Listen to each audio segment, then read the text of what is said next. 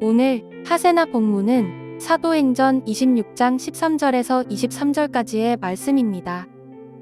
임금님, 나는 길을 가다가 한낮에 하늘에서부터 해보다 더 눈부신 빛이 나와 내 일행을 둘러 비추는 것을 보았습니다. 우리는 모두 땅에 엎어졌습니다.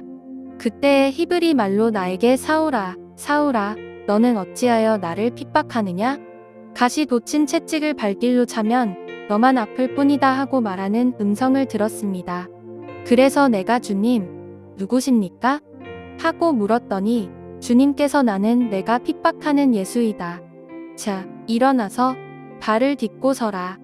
내가 내게 나타난 목적은 너를 일꾼으로 삼아서 내가 나를 본 것과 내가 장차 내게 보여줄 일의 증인이 되게 하려는 것이다. 나는 이 백성과 이방 사람들 가운데서 너를 건져내어 이방 사람들에게로 보낸다. 이것은 그들의 눈을 열어주어서 그들이 어둠에서 빛으로 돌아서고 사탄의 세력에서 하나님께로 돌아오게 하며 또 그들이 죄사함을 받아서 나에 대한 믿음으로 거룩하게 된 사람들 가운데 들게 하려는 것이다 하고 말씀하셨습니다.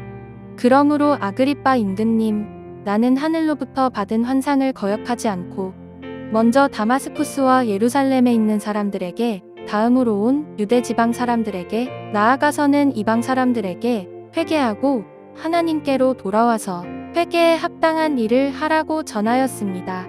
이런 일들 때문에 유대 사람들이 성전에서 나를 붙잡아서 죽이려고 하였습니다. 그러나 내가 이날까지 하나님의 도우심을 받아서 낮은 사람에게나 높은 사람에게나 이렇게 서서 증언하고 있는데 예언자들과 모세가 장차 그렇게 되리라고 한 것밖에는 말한 것이 없습니다. 그것은 곧 그리스도는 고난을 당하셔야 한다는 것과 그는 죽은 사람들 가운데서 가장 먼저 부활하신 분이 되셔서 이스라엘 백성과 이방 사람들에게 빛을 선포하시리라는 것입니다. 오늘 계속해서 사도 바울과 아그리빠의 대화가 진행되고 있습니다. 사도 바울은 특별히 오늘 말씀에서 자신이 예수를 만나게 된 이야기를 나누고 있는데요.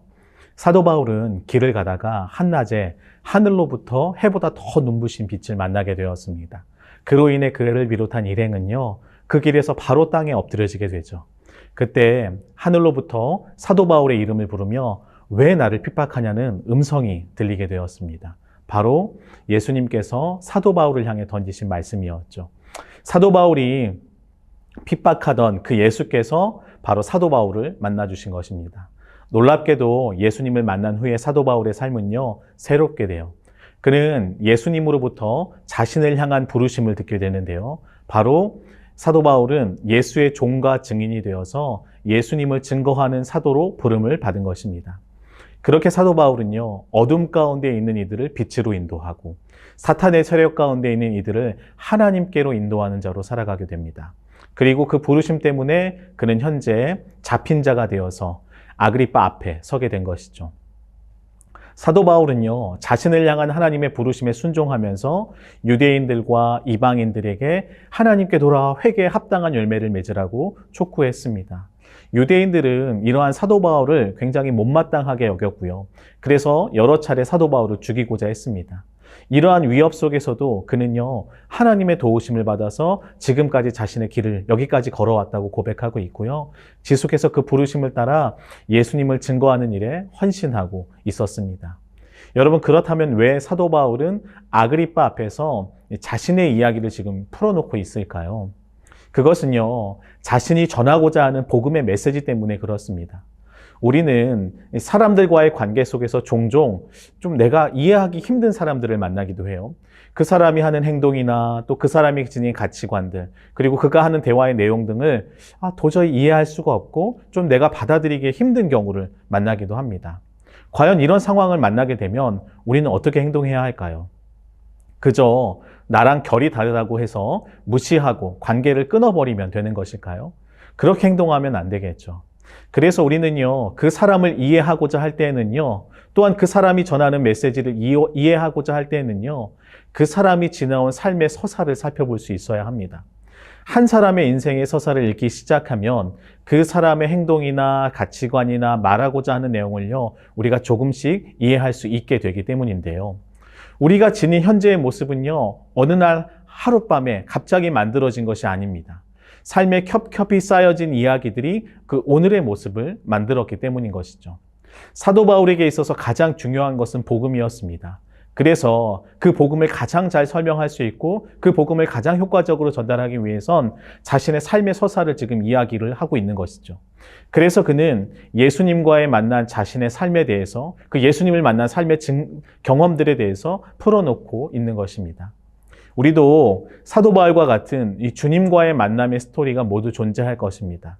우리가 주님과 인격적인 만남을 가진다는 것은요, 하나님이라는 존재와 우리라는 존재의 만남일 뿐만 아니라 그것은 곧 하나님의 이야기와 우리의 이야기의 만남이기도 합니다. 그래서 우리는요, 예수를 만난 후에 삶의 모습이 새로워지게 되는 것이죠. 전과는 다른 생각들, 다른 가치관들이 우리를 형성하기 시작하는 것이고, 더 나아가 하나님의 이야기를 만나서 새로운 삶의 이야기를 써내려가기 때문인 것이죠. 사도 바울은 예수님을 만나고 난 후에 새로운 삶의 이야기를 써내려갔습니다. 그래서 16절에 보면 예수님께서 사도 바울에게 일어나 발을 딛고 서라고 한 것이죠. 이전에 걸어왔던 걸음, 즉 자신 홀로 써내려가던 이야기를 이제는 멈추고 하나님과 새롭게 동행하며 새로운 출발을 위해 그는 새롭게 발을 딛고 서야만 했던 것입니다. 그리고 이제는 자신을 사도로 부르셔서 이방으로 보내신 하나님의 부름을 따라 그는 하나님 나라와 그 의를 위하여 새로운 걸음을 걷기 시작한 것이죠. 사랑하는 성도님들, 오늘 우리 삶에는 어떤 이야기가 쓰여지고 있습니까? 바쁜 삶의 여정이지만 오늘 하루 잠시 멈춤을 통해서 우리를 부르신 하나님의 뜻을 묻는 시간을 가지셨으면 좋겠습니다. 하나님의 뜻 안에서 우리가 걸어가야 할 삶의 방향들을 점검해서 나만의 이야기를 써나갔다면 그것이 아니라 이제는요, 하나님과 동행하며 주님과 함께 이야기들을 써내려가는 우리가 되었으면 좋겠습니다. 그래서 우리 삶을 통해서 정말 우리가 그토록 사랑하는 그 예수님이 전달되어지고 증언되어지기를 소망해 봅니다. 이런 은혜가 우리 모두에게 있기를 축복합니다. 오늘의 하시조는 가족에게 서로 선물을 하는 것입니다. 비싸지 않아도 마음과 정성이 담긴 선물을 통해 사랑을 나누면 좋겠습니다. 오늘의 하시조 함께 하시죠.